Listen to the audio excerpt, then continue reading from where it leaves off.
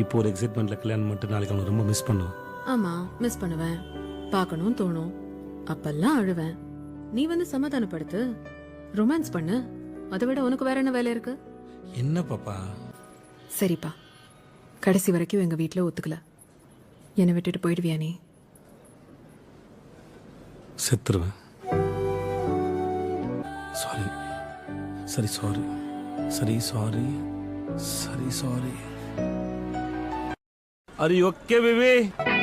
நீயும் நானும் அன்பே கண்கள் கோர்த்து கொண்டு வாழ்வின் எல்லை சென்று ஒன்றாக வாழலாம்.